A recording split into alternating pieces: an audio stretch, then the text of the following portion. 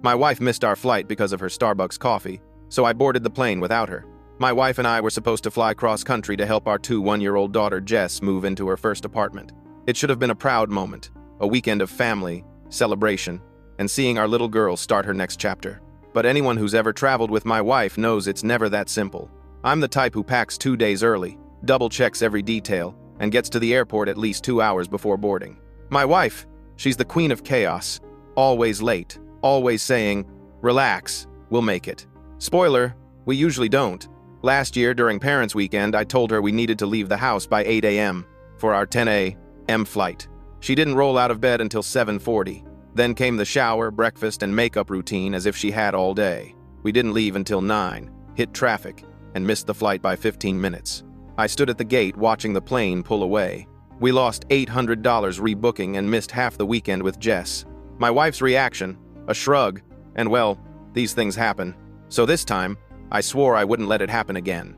I woke up at 6, packed everything, checked us in online, printed the boarding passes, and made coffee. I shook her awake 5 separate times before she finally got out of bed, groaning about how unreasonably early I was making her travel.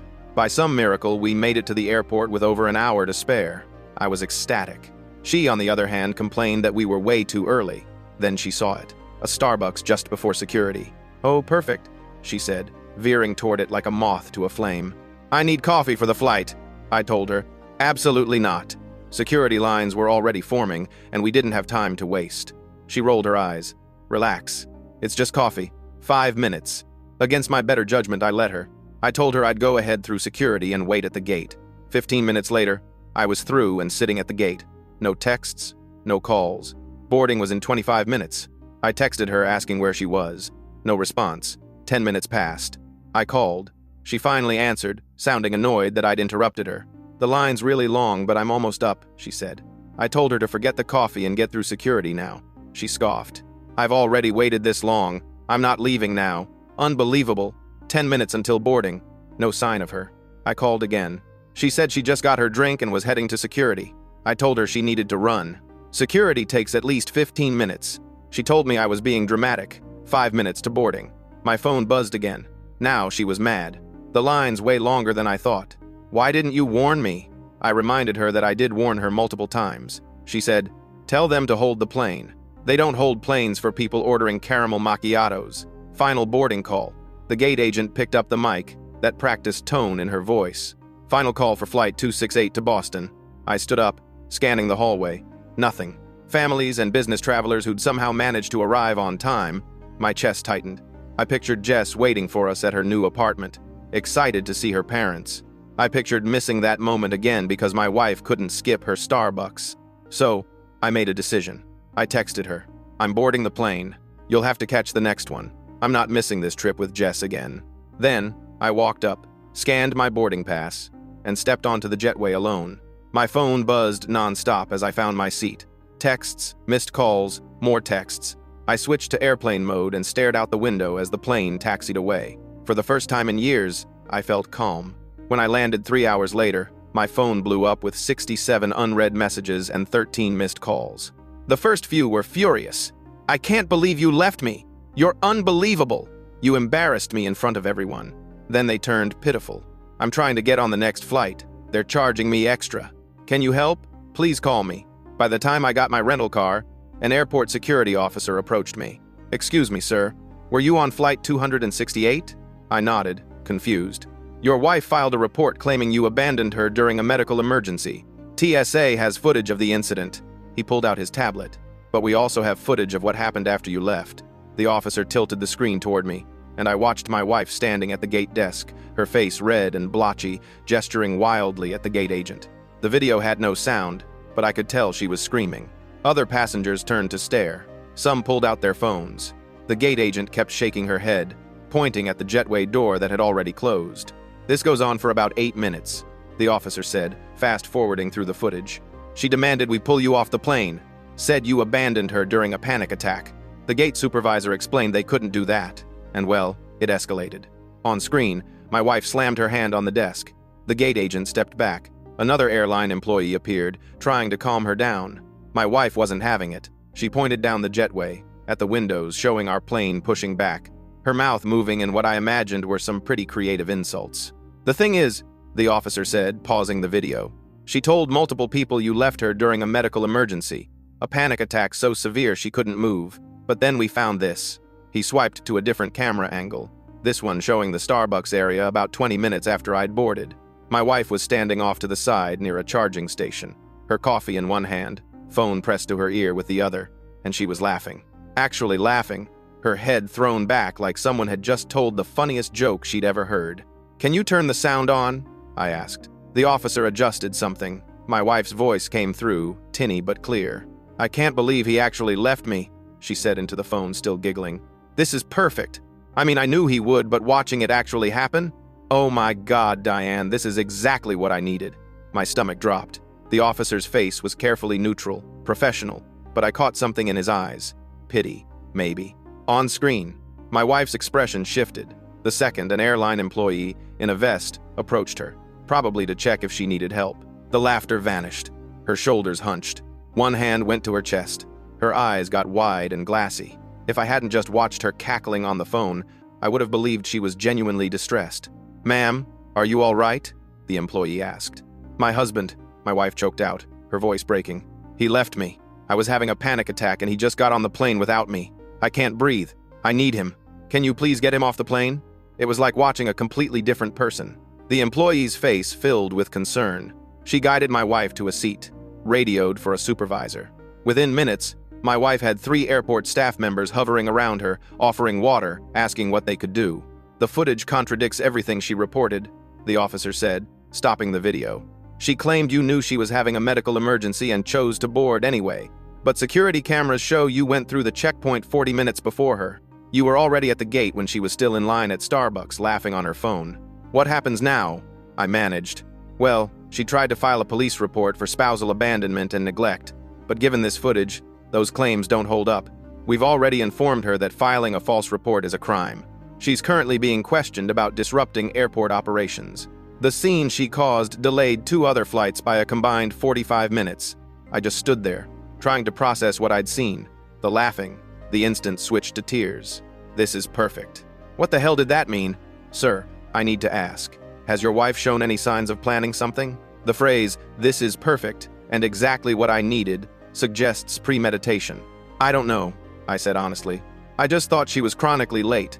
I had no idea why would anyone want to miss a flight on purpose? The officer handed me a business card. If you think of anything, call this number. And sir, you might want to check your bank accounts, just in case. I drove to Jess's apartment in a fog, my mind spinning. Why would she want me to leave her? Why would it be perfect? The whole drive, I kept replaying that laugh, the way she switched it off like flipping a light. Jess's new place was in a neighborhood near campus, a second-floor walk-up with big windows and old hardwood floors. She opened the door before I could knock, her face lighting up. "Dad!" She hugged me, then pulled back, looking past me down the stairs. "Where's Mom?" I walked inside, setting down the bags I'd brought. The apartment was half unpacked, boxes everywhere, furniture in weird configurations like she hadn't figured out the layout yet.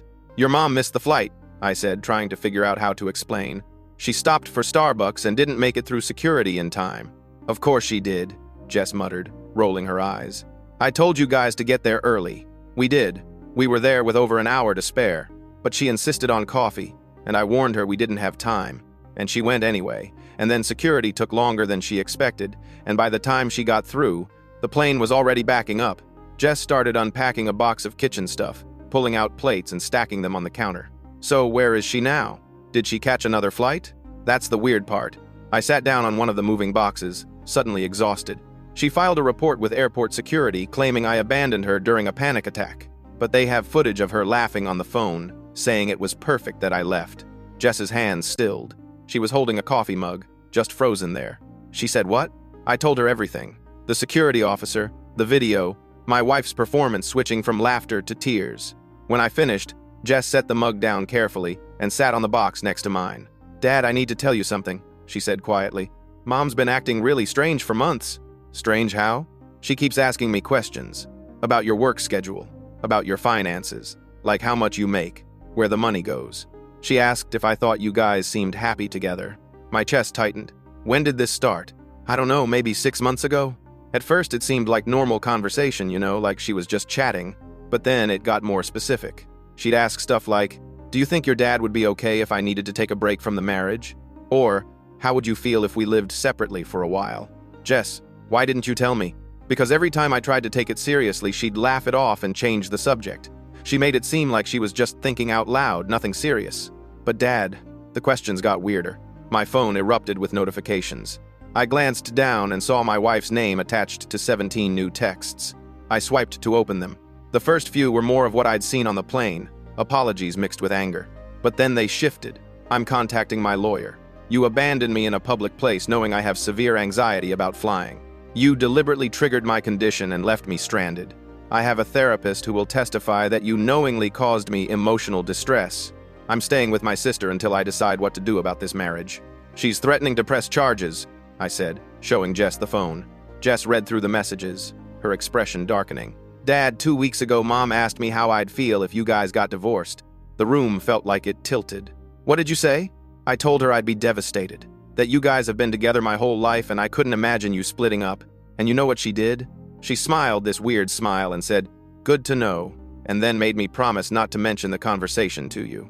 I called my wife. She answered on the second ring. "Finally," she snapped. "Do you have any idea what you put me through? I was humiliated, stranded, having a panic attack, and you just left me there like I didn't matter." "I'm putting you on speaker," I said. "Jess is here." There was a pause. "Okay. Hi, sweetheart." "I saw the airport footage," I said. "The security officer showed me everything." Silence. Not even breathing.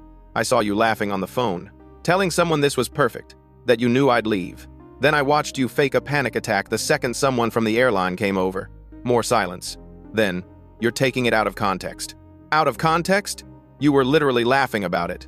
"That was nervous laughter," she said, her voice rising. "It's a coping mechanism. My therapist told me about it. When I'm stressed, sometimes I laugh inappropriately. You don't understand what it's like having anxiety." "Mom," Jess cut in, "who were you calling at the airport? And what was so perfect about Dad leaving?" The line went dead. Just click. Gone. I tried calling back. It went straight to voicemail. Texted. No response. "She blocked us," Jess said, checking her own phone. "I can't get through either." That night, I couldn't sleep. I kept seeing my wife's face in that video, the way she transformed so completely. Around midnight, I pulled out my laptop and logged into our joint bank account. Something I hadn't checked in a while since we'd always kept finances pretty open. The balance was lower than I expected. A lot lower. I scrolled through the recent transactions. Most were normal, grocery store, gas, utilities. But then I saw it. A transfer of $8,000 from our savings to an account I didn't recognize. The date was the morning before our trip. I went back further. Another transfer, $5,000, 3 months ago. Same account. And another, $5,000, 6 months back. $18,000. Moved to an account I'd never heard of. I called the bank's fraud hotline. Was transferred twice before reaching someone who could actually help. "I need to know who owns this account," I said, reading off the routing and account numbers. "One moment, sir." Keyboard clicking. "That account belongs to Whitmore and Associates." "Is that a business?" "Yes, sir. According to our records, it's a law firm. The account is specifically set up for retainer services. My wife had been paying a divorce lawyer for at least 3 months, maybe longer, using our money. Money I'd earned that I thought was going toward our life together, our daughter's education, our future, and I'd had no idea. I checked the timestamp on that $8,000 transfer. 7:23 a.m., the morning of our flight. Hours before we left for the airport. Hours before the Starbucks incident. She'd drained our savings, then engineered a situation where she could claim I'd abandoned her. I sat in the dark at Jess's kitchen table, staring at the bank statements on my laptop screen, watching the numbers blur. It was 2 a.m. I'd been sitting there for hours, scrolling through months of transactions, finding more and more evidence of money disappearing. A small payment here to the same law firm, another there. Nothing huge, nothing that would trigger an alert, but consistent, methodical. "Dad?" I looked up. Jess was standing in the doorway in an old college sweatshirt, her hair messy from sleep. "I heard you get up," she said. "What are you doing?" I turned the laptop toward her. "Your mom's been paying a divorce attorney for at least 3 months, maybe longer. Look at these transfers." Jess came over, squinting at the screen. Her face crumbled as she scrolled through the statements. "Oh my God, Dad, that's our money. That was supposed to be for my last year of school." "I know. She's been planning this the whole time," Jess whispered. "All those questions, the weird conversations, She wasn't just thinking about it. She was actually doing it. The next morning, I woke up to an email notification on my phone. The sender was Whitmore and Associates. I opened it, my hands shaking. It was a formal divorce petition. Irreconcilable differences, it said. Attached was a 3-page document outlining my wife's demands. She wanted full ownership of our house, 70% of my retirement account, and permanent alimony of $4,000 per month. The petition included a section labeled Evidence of Emotional Abuse and Abandonment. The very first example cited was the airport incident. Your husband knowingly left you in a state of medical distress, demonstrating a pattern of neglect and emotional cruelty. This incident is representative of ongoing behavior that has caused severe psychological harm. They were using it. The thing she'd orchestrated, laughing about on camera, was now written up as evidence against me. I called a divorce attorney that morning, Nancy Brennan, someone a friend from work had recommended years ago during his own divorce. I emailed her everything. The airport footage link the security officer had given me, the bank statements, screenshots of my wife's threats. Nancy called me back within an hour. Your wife has been setting you up, she said, no preamble. This is textbook. Create a situation, provoke a reaction, document it as abuse. The airport incident was supposed to be her smoking gun. But I didn't abandon her, I said. I told her multiple times we didn't have time. She chose to get coffee anyway. I know. And we have footage proving that. But she's been building a narrative for months, probably telling friends and family that you're controlling, maybe even abusive. When this goes to court, she'll have witnesses claiming you have a pattern of this behavior. This is insane. It's calculated, Nancy corrected. But she made mistakes. She got caught on camera. She used marital funds without disclosure. And she's demanding way more than any judge would award given the circumstances. We can work with this. Nancy pulled phone records through Discovery. It took a week, but when I saw them, everything clicked into place. My wife had been in contact with Whitmore and Associates since August. Daily calls, some lasting an hour or more. There were 5 separate calls the week before our trip to Boston, including one that lasted 90 minutes the night before we flew. She was prepping, Nancy explained. Going over the plan. The lawyer probably coached her on what to say, how to document things, but they didn't count on the airport having such good security footage. I tried calling my wife's sister, Ashley, to find out where my wife actually was. Ashley and I had always gotten along fine, and I thought maybe she'd at least tell me the truth. I haven't heard from her, Ashley said when she answered. Why? What's going on? She told me she was staying with you. What? No, I haven't talked to her in weeks. We got into an argument last month about Mom's birthday, and she's barely responded to my texts since. So my wife had lied. Again. If you hear from her, can you let me know? I asked. There's some stuff going on with our marriage, and I need to talk to her. What kind of stuff? I didn't want to get into it, but Ashley pressed, so I gave her the basics. The airport, the footage, the divorce petition. Oh my God, Ashley breathed. That sounds like her, honestly. She did something similar to her ex-boyfriend before you. Accused him of stalking her when really, she was just trying to get him to move out of an apartment they shared. Is she okay? Like, mentally? I don't know. I thought I knew her, but apparently I was wrong about everything. I hired a private investigator. It felt dramatic, like something out of a movie, but Nancy recommended it. If she's lying about where she is, we need to know the truth, Nancy said. Especially if she's cohabitating with someone.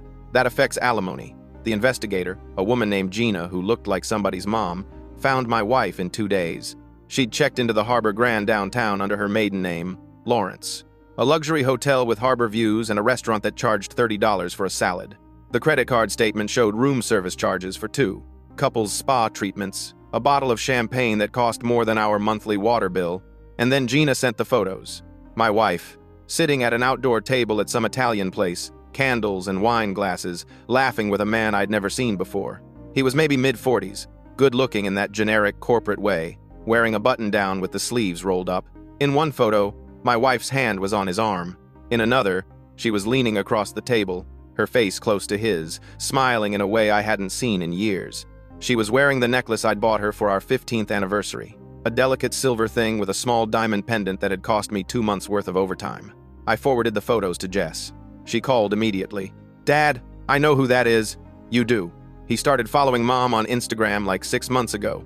When I asked her about it, she said he was just an old friend from college who'd reached out randomly, said they were catching up. Gina dug deeper. The man's name was Brian Kowalski. He'd worked with my wife 10 years ago, before Jess was born, at the marketing firm where my wife used to work before she went freelance. Public records showed Brian had finalized his own divorce 3 months earlier.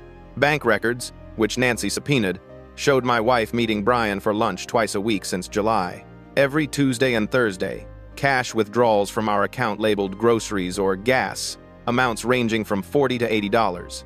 She'd been seeing him for months, planning her exit for months, and I'd been completely clueless. Nancy filed a counter-petition the next day. We presented all of it: the affair, the premeditated planning, the fraudulent airport report, the misuse of marital funds. Nancy demanded my wife return all withdrawn money and pay my legal fees. "We're going for the throat," Nancy said. "She tried to screw you over. Now she's going to pay for it." 2 days later, my phone rang from a number I didn't recognize. Against my better judgment, I answered. "This is Michael Whitmore. I'm representing your wife in the divorce proceedings. You should be talking to my lawyer, not me. I think we can settle this amicably without dragging things through court. My client is willing to drop all her demands if you agree to a quick no-fault divorce with a 50-50 split." I almost laughed. "Your client committed fraud and adultery. Why would I agree to that?" "Because court is expensive and messy for everyone involved. This way you both walk away clean." "No, mister. Tell your client I'll see her in court." I hung up. Nancy grinned when I told her. "They're panicking. They know they can't win." I filed for full-fault divorce on grounds of adultery and financial fraud. Nancy also reported the false police report to the district attorney's office.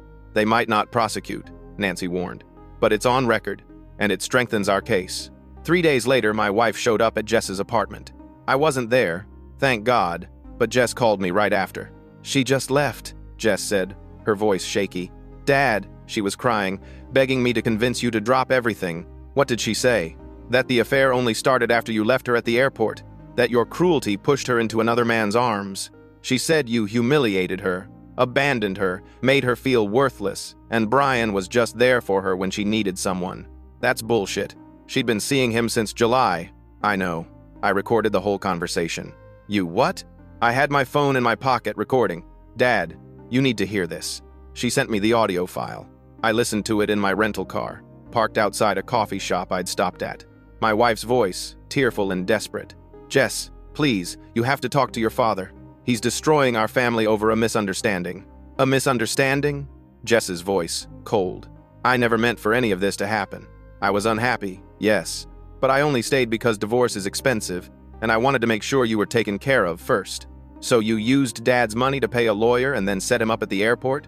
"I didn't set him up." My wife's voice rose. "I was trying to get coffee, and he got impatient like he always does, and he just left me there. I was humiliated, and then Brian reached out to check on me because he's a good friend, and things just happened." "Mom, you've been seeing Brian since July." Silence on the recording. "Jess, who told you that?" "Does it matter? You lied. About everything. I was protecting you from the truth. Your father and I haven't been happy in years. I was just trying to find a way out that wouldn't hurt you. By framing Dad as abusive? By stealing money? By faking a panic attack? I didn't fake anything." More tears. "I have anxiety, real anxiety, and your father triggered it on purpose. He knew I was stressed about the trip, and he left me anyway. I heard you on the phone at the airport, Mom. The security footage caught it. You were laughing about it being perfect." Another long silence. "That's out of context," my wife finally said, her voice smaller. "You don't understand what it's like being married to someone who doesn't see you anymore. Then you should have gotten a divorce like an adult instead of whatever this is." The recording ended with a door slamming. I played it for Nancy. She smiled. "This is gold." She admitted to being unhappy for years and staying for financial reasons. That contradicts her claim that you drove her away. A week later, I got a letter from the airport authority. My wife was being fined $1,500 for filing a false emergency report and disrupting airport operations. The footage had been forwarded to local police. The same day, I got a Facebook message from Brian Kowalski. "I know this is weird, but I need to talk to you." I had no idea she was still married. I called Nancy first. "Should I respond?" "Yes, but be careful. Don't admit to anything. Don't make threats. Just listen." I messaged Brian back. "What do you mean you didn't know? Can we meet?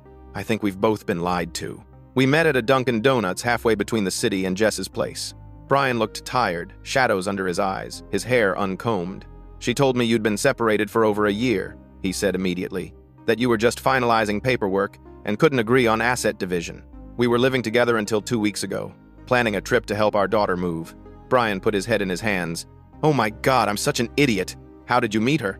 "We worked together years ago. I remembered her being nice, fun. We reconnected on social media in June. She reached out first, said she'd seen I was going through a divorce and wanted to check in. We started talking, and she mentioned she was going through the same thing. It just felt right, you know? Like we understood each other. She lied to you too. Yeah. He looked up. I broke it off this morning. Told her I can't be with someone who lies like this. She didn't even deny it. Just said you were making it seem worse than it was. Gina, my investigator, pulled more records. My wife had active profiles on 3 different dating apps while still legally married. Not just Brian, apparently. She'd been shopping around. The deposition was scheduled for early November. My wife showed up in a conservative blue dress, her hair pulled back, minimal makeup. She looked nervous. Nancy started with simple questions. Name, address, employment history. Then she got into it. When did you first contact Whitmore and Associates about a potential divorce? I think August? Maybe late July. According to phone records, your first call to them was July 15th. Does that sound right? I guess, sure. And how many times did you speak with them before the airport incident on October 3rd? My wife shifted in her seat. I don't remember exactly. 47 times, Nancy said, sliding a document across the table. 47 calls totaling over 32 hours. Does that refresh your memory? I was exploring my options. Options for what? For ending my marriage. Because your husband was abusive? He was emotionally neglectful. Yes. Nancy pulled out a still from the airport footage. My wife laughing on the phone. Is this emotional distress? My wife's lawyer objected, but Nancy kept pushing. You withdrew $18,000 from your joint account over 3 months. What was that money for? Legal fees and personal expenses. What personal expenses? I don't remember specifically. You don't remember spending $18,000? I used it for bills and things I needed. According to bank records, your husband paid all household bills during that time period. So what did you need? My wife's face flushed. I don't have to explain every purchase to you. Actually, in a divorce proceeding involving contested assets, you do. Did this money go toward your relationship with Brian Kowalski? Objection, her lawyer said. Relevance? It's relevant to the claim of emotional abandonment, Nancy shot back. If she was already involved with someone else before the alleged incident, it contradicts her narrative. The deposition went on for 3 hours. My wife contradicted herself multiple times, couldn't explain the cash withdrawals, claimed she couldn't remember specific dates, despite having detailed allegations about my behavior. When Nancy asked about the airport phone call, my wife said she was talking to her therapist. Your therapist's name? Dr. Phillips. First name? Rebecca. And Dr. Rebecca Phillips is located where? Downtown, Nancy smiled. We subpoenaed your phone records. The call at the airport was to a number registered to Diane Hoffman. Is Diane Hoffman your therapist? No, she's my friend. So you lied. I misspoke. 2 days after the deposition, my wife's lawyer quit. Just sent a formal letter withdrawing from the case, citing irreconcilable differences with his client. Nancy told me this was a good sign. He reviewed the evidence and realized he can't win. She'll have to find new representation, and any competent lawyer is going to tell her to settle. My wife tried one more tactic. She sent me an email claiming I'd forced her to use her own money for household expenses, that I was financially controlling. Nancy laughed when I showed her. We have 8 months of bank records showing you paid every bill. Mortgage, utilities, insurance, groceries. She contributed nothing. The DA decided to press charges for the false report. My wife was facing potential fines and community service. Nancy said this made her desperate. She's going to want to settle before this goes to trial. The criminal charges make her look really bad to a judge. She was right. 2 weeks later, my wife's new lawyer, a woman named Patricia Ng, requested mediation. We sat in a conference room. My wife on one side with Patricia, me on the other with Nancy. My wife wouldn't look at me. My client is willing to admit to the affair, Patricia began, in exchange for a reasonable settlement. Define reasonable, Nancy said. They went back and forth for an hour. Eventually, we reached an agreement. 60-40 split of assets in my favor. My wife had to return the $15,000 she'd paid to her previous lawyer, no alimony, and she had to pay my legal fees, which totaled $12,000. She also had to sign a statement admitting the airport incident was fabricated, which would protect me from any future claims of abandonment or abuse. My wife signed everything with shaking hands. When it was done, she stood up and left without saying a word. Jess called her mom the next day. I need space, Jess told her. I can't talk to you right now. Sweetheart, please, I'm your mother. You lied to me. You used me as a pawn. You tried to destroy Dad's life for money. I don't know who you are anymore. I was trying to find happiness.